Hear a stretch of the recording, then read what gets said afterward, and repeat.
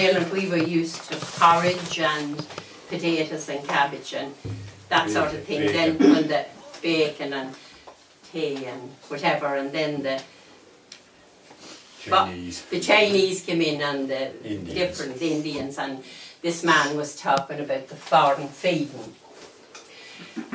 You might say that I'm a country lipe, and you wouldn't be far wrong, for I was reared on spuds and tea, and the tea was right and strong.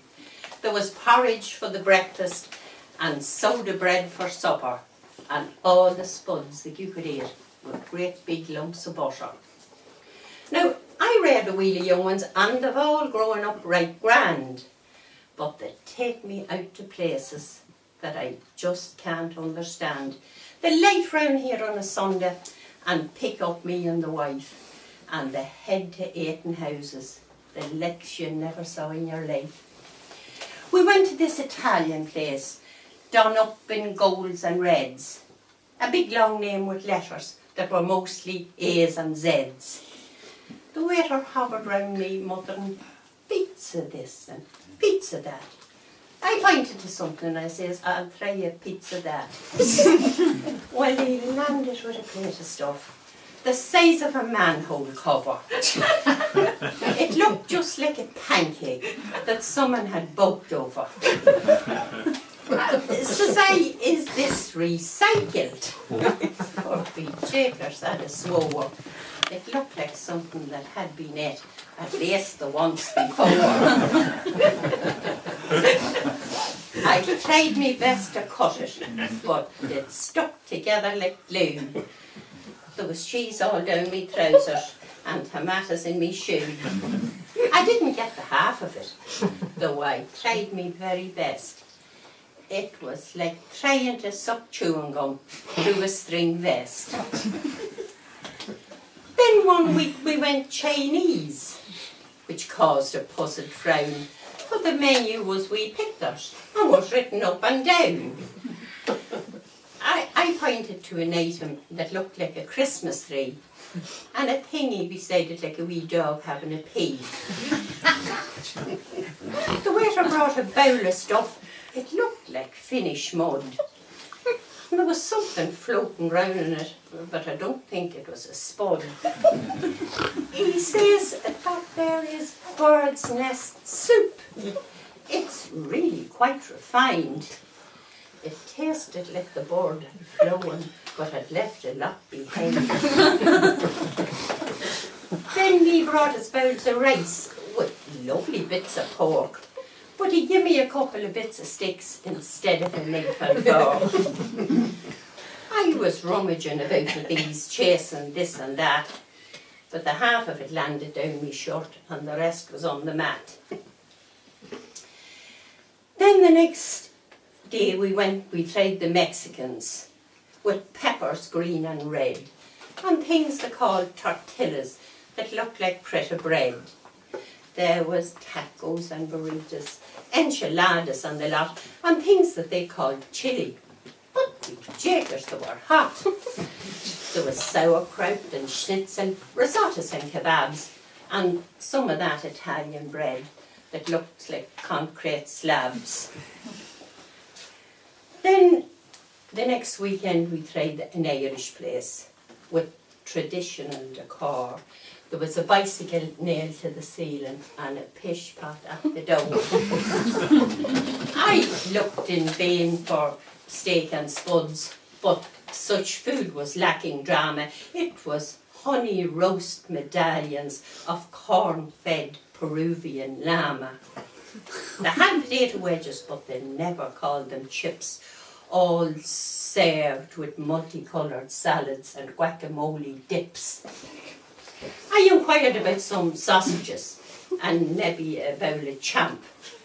The dirty look they gave me, they thought I was a tramp.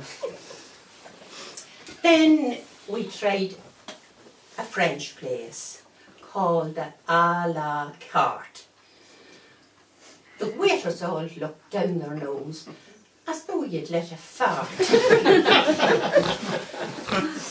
They handed me the menu, which was a crying shame, for the only bit that I could read was the bloody printer's name. The writing was all fancy with long curly Q's and stuff, but there was one word that I did recognise among all that foreign guff: l'escargot. Now, l'escargot was a racehorse.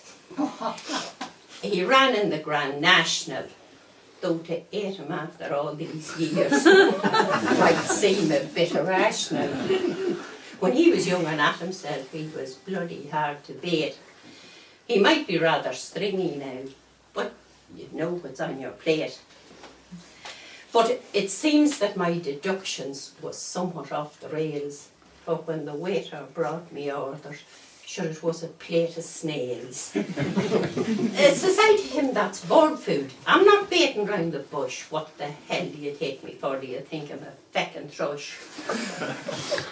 But it seems now that they breed them on special farms, be hack. How the hell would you get a grip when you go to wring their neck? But it's far for me to comment on others' eating habits. And one thing in their favour, like, they'd be handier caught than rabbits. But the final straw was the Indian place. It was called the Star of Old Bengal. The waiter's head was bandaged up. He must have had a fall. We had this stuff called vindaloo. It looked like liquid yellow man. I don't know where the vin come from, but the loo I understand. When I started for to eat it, and the sweat began to pour. It was running down the shock of me arse and dripping on the floor.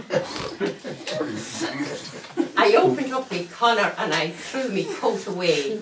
I was steaming like a Duncan, opened on a frosty day.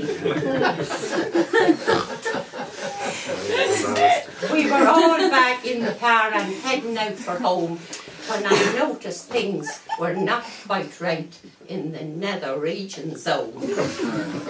Me belt begun to tighten and me face begun to frown. I could find things starting to loosen a wee bit lower down.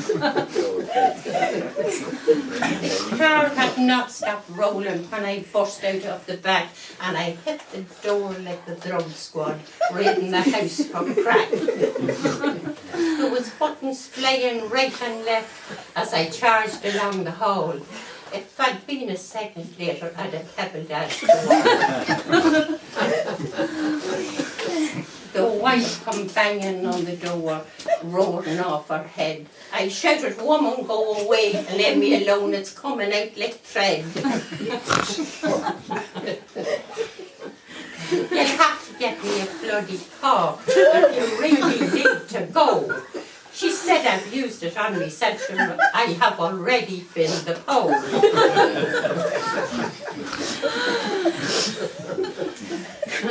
Well, I made, as I sat in pain and rage, to live on spuds and butter till a day of great old age. And if I should win the lottery, revenge was on me mind. I'd buy a place in India and I'll pay them back in kind. I'll open an Armour restaurant and feed them spuds and sodas and lots of grazy sausages to tighten up the buggers.